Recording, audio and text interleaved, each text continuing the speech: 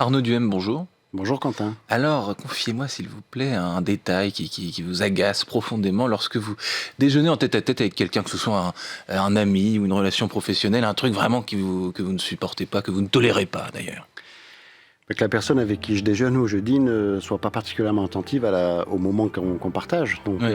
Donc ça scrolle sur son smartphone, ça a les yeux un peu à ailleurs. droite, à gauche, etc. Quand c'est comme ça, c'est très simple. Oui. J'arrête de parler.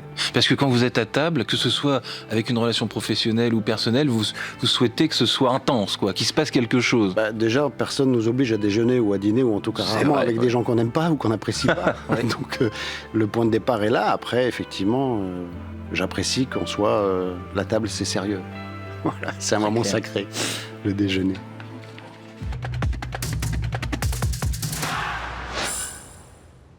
Bonjour à tous et bienvenue au Talk Décideur du Figaro avec à côté de moi aujourd'hui Arnaud Duhem, entrepreneur, restaurateur, fondateur de sa société Carpe Duhem. Bravo d'ailleurs pour ce nom facétieux.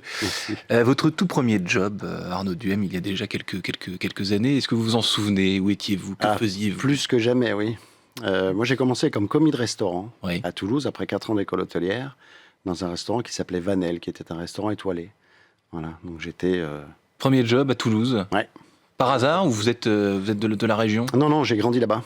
Donc, école hôtelière à Mazamet dans le Tarn, et puis après, premier poste à Toulouse, dans un gastro pour apprendre la base, la rigueur, la discipline et l'excellence. Ouais, la bonne école provinciale, entre guillemets. Et votre arrivée à Paris s'est passée comment, du coup? Parce que dans ces métiers-là, en réalité, le décorum de l'hôtellerie-restauration, parce que on va en parler, vous avez travaillé à la fois dans l'hôtellerie et dans la restauration, le décorum qu'on a en province n'est pas le même qu'à Paris. Donc, quand vous êtes arrivé en ville, si j'ose ce mot, comment ça s'est passé, du coup? Alors, j'ai jamais eu peur de rien, donc j'ai pris mon CV sous le bras, j'ai ouvert Goemio, le guide, et tout ce qui était entre 18 et 20, j'y suis allé, je me suis présenté. Ah oui, vous avez tapé à la porte à chaque fois. J'ai tapé à la porte, et j'ai atterri comme ça à l'hôtel Coste. Voilà, où j'avais jamais travaillé dans un hôtel puisque j'avais toujours fait que de la restauration indépendante. Et je suis arrivé à Paris à l'hôtel Coste au petit déjeuner. Donc après, c'était le début de ma carrière dans l'univers de l'hôtellerie et de la restauration. Au petit déjeuner, ensuite donc vous avez travaillé donc dans plusieurs établissements connus. À Paris, vous avez travaillé au Parc Hyatt Vendôme. Vous étiez à l'ouverture du Shangri-La, donc ce palace du 16e arrondissement. Qu'est-ce que vous avez appris année après année dans ce secteur, je le disais, qui est très très particulier, qui a la réputation d'ailleurs d'être assez dur en termes de travail, de charge de travail, d'horaire, de management aussi? Alors, la restauration et l'hôtellerie sont des métiers de passion. Donc, aussi. On tombe souvent dedans par hasard. Moi, je suis tombé dedans par choix, parce que c'est ce que je voulais faire. Ensuite, effectivement, quand on travaille dans des établissements comme le Parc Hyatt Paris-Vendôme ou le Shangri-La Hôtel Paris, ce sont des établissements qui font partie de groupes, donc il y a une notion de corporate qui est importante à considérer, il y a des standards à appliquer et surtout l'excellence. Donc moi j'avais la chance d'être à des postes de direction, puisque je dirigeais la restauration et j'avais de nombreux collaborateurs qui travaillaient avec moi. Donc on est plus l'ambassadeur d'une marque et d'un savoir-faire. L'excellence, peu importe la culture d'entreprise, parce qu'on peut parler de culture d'entreprise. Bien sûr, plus que jamais. Parfois, typiquement, le Shangri-La, c'est une grande maison avec des propriétaires qui sont sensibles à cette notion de culture d'entreprise, justement. Oui, mais il faut aussi être capable de s'adapter au marché sur lequel on vient.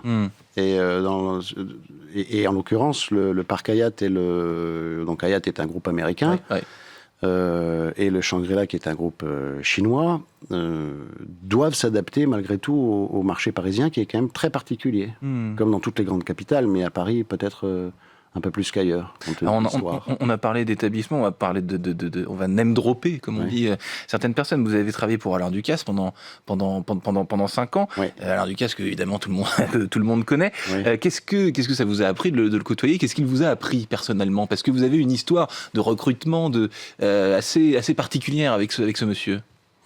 Oui, moi j'ai toujours voulu travailler pour lui et c'est Pierre Hermé, pour ne pas le citer, qui m'a permis de rejoindre le groupe Alain Ducasse.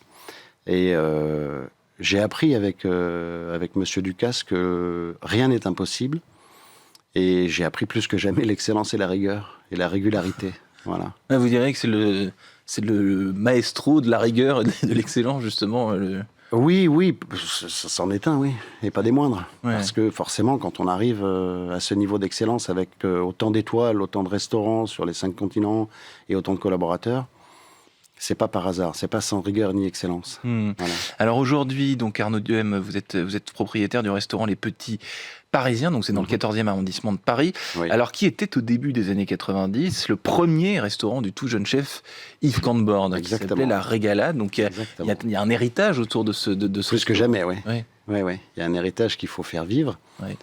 S'approprier en racontant notre propre histoire. C'est ce qu'on fait aujourd'hui avec mes collaborateurs, Lucas Felzin en cuisine, le chef, et Loïc Mougène qui dirige la salle et la sommellerie là-bas.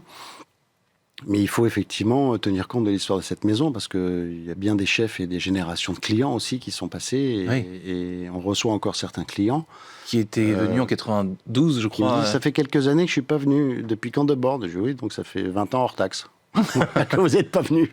D'accord. Alors vous dites s'approprier un héritage et j'imagine mettre votre patte aussi, parce que quand on a fait tous ces jobs que vous m'avez décrits avant, on a forcément une opinion, un goût, une personnalité à insuffler. Typiquement, qu'est-ce que vous avez gardé comme héritage et qu'est-ce que vous avez ajouté, votre patte à vous? Alors l'héritage, il est culinaire parce que sur le sourcing des produits, sur la qualité des produits qu'on veut proposer, sur ce fameux terme de la bistronomie qui a été inventé là-bas par notre cher ami Sébastien Demorand.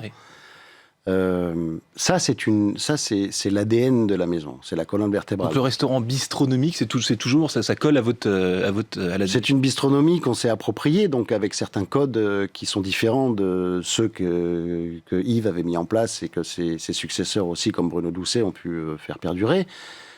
Par exemple, il y a des couverts en argent, parce que je suis sensible à ça, j'adore les arts de la table, donc de la belle verrerie, de l'argenterie.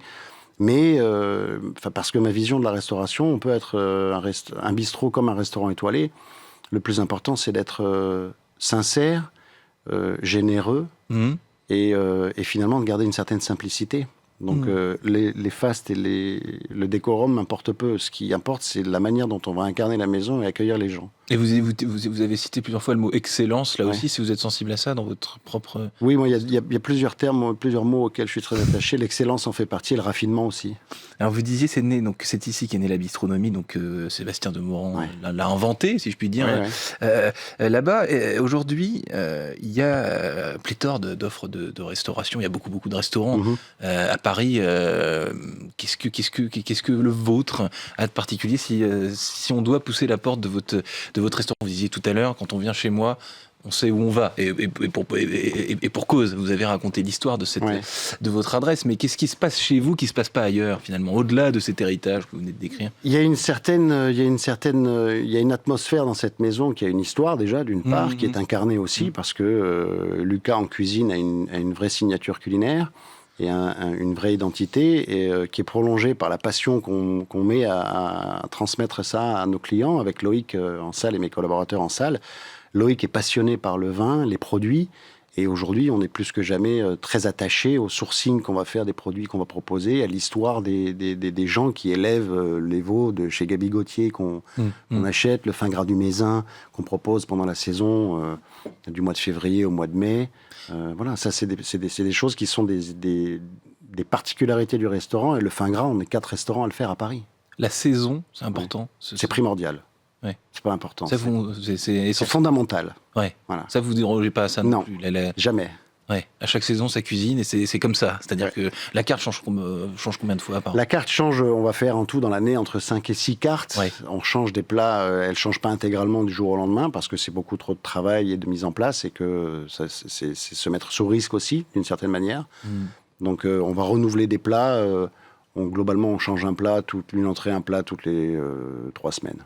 Et vous disiez, donc c'est un boulot de passionné, donc c'est beaucoup de métiers en tension aussi, les métiers de la restauration et de l'hôtellerie. D'avoir des passionnés, c'est très bien et c'est tant mieux, mais comment est-ce qu'on fait pour recruter et surtout pour fidéliser ses collaborateurs, pour les évangéliser, pour leur partager votre passion à vous? Quand on vous écoute, Arnaud Duhem, on sent que vous êtes passionné, que vous êtes que tout ça, c'est votre vie finalement. Oui, complètement. Et donc pour recruter, j'imagine qu'il faut transmettre ces vibes, pardonnez-moi de ce terme affreux, aux personnes qui postulent chez vous.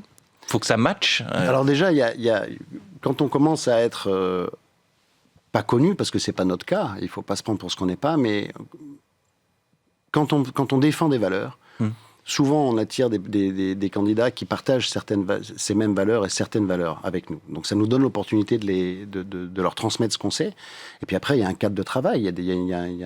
Outre le salaire, il y a l'ambiance dans laquelle ils peuvent travailler. Nous, on est fermé le samedi et le dimanche, on est fermé entre Noël et Nouvel An, on est fermé 3 semaines au mois d'août. Donc on adapte aussi notre métier à l'actualité plus que jamais. Oui, parce que le rythme de travail, si on est ouvert 7 jours sur 7, c'est un rythme intense. Matin, midi et soir. Déjà, en travaillant 5 jours par semaine en coupure, comme on le fait, c'est déjà fatigant. Donc se reposer le week-end, c'est bien. C'est bien de se reposer le week-end.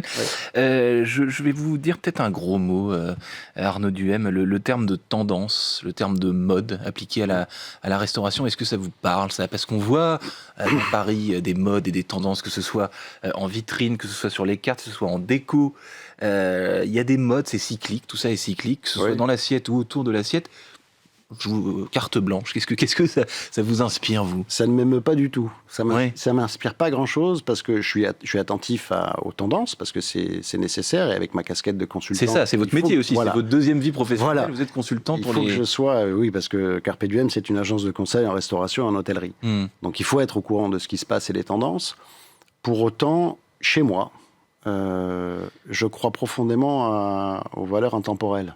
Donc vous rassurez, vous vous plaisez dans l'idée que chez vous, rien ou presque ne change, quoi. Vous parlez tout à l'heure de l'argenterie, des arts de table. Alors la carte, ça change. Vous venez de le dire. Change, En revanche, tout le reste, c'est par petites touches. C'est par petites touches. Il y a par exemple l'argenterie que j'ai dans mon restaurant, c'est de l'argenterie de l'hôtel Martinez qui a 40 ans. Donc c'est une argenterie qui est patinée, c'est une argenterie que vous avez chiné, que j'ai chiné. Les verres dans lesquels on propose les digestifs, c'est la même chose. Vous pouvez être 4 à table et avoir 4 verres différents parce que c'est des verres qui ont été chinés. Les carafes à vin, tous les petits objets comme ça. Il y a des pinces à gigot, des services de découpe qui sont dans des cadres au mur. Voilà, tout ça, ce sont des choses qui me parlent, donc j'ai envie de transmettre, et ça crée aussi souvent le lien avec des clients qui posent des questions sur certains objets qui sont dans le restaurant. Est-ce qu'on peut acheter il y a certains restaurants, ça aussi c'est une mode, il y a des choses, des éléments de décoration qu'on peut acheter façon... Alors il y a le boutique hôtel, ça c'était la base, tout ce qui est dans l'hôtel peut être acheté. Chez moi, non, c'est pas le cas, mais j'ai plaisir à partager les contacts et les fournisseurs avec lesquels je travaille. Et à titre exceptionnel, on peut le faire. Oui. Alors, vous parlez de vos contacts, justement. Alors, il nous reste une petite minute 30. Est-ce que dans ce métier-là de restauration hôtellerie, à Paris, a fortiori, vous diriez que tout le monde se connaît? C'est un microscopique village, en réalité. On se connaît pas tous, mais souvent, moi je suis un homme de réseau, donc je crois profondément aux échanges. On se croise tous, disons. On se croise tous, on se connaît, on s'est croisés dans certaines maisons, on a partagé certaines affinités. Donc oui, ça c'est le réseau, c'est quelque chose qui est capital, et c'est un petit microcosme, mais une fois encore, il faut rester à notre place. On n'est jamais qu'à Paris. Alors Paris, c'est la capitale mondiale de la gastronomie, peut-être, très bien.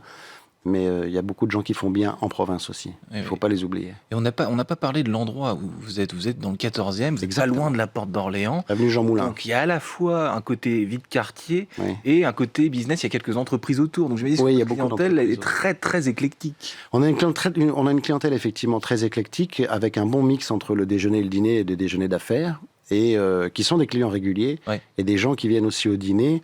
Parfois qui sont venus au déjeuner et qui viennent au dîner avec leurs épouses et leurs amis, ou inversement. Et c'est effectivement c'est un repère, donc c'est un lieu de destination. Arnaud Duhem, donc entrepreneur passionné, donc propriétaire des Petits Parisiens. Merci d'être venu sur ce plateau. Donc je vous souhaite une bonne ripaille chic. Je l'ai lu dans une interview que vous aviez faite. À très bientôt. Merci Quentin. Au revoir.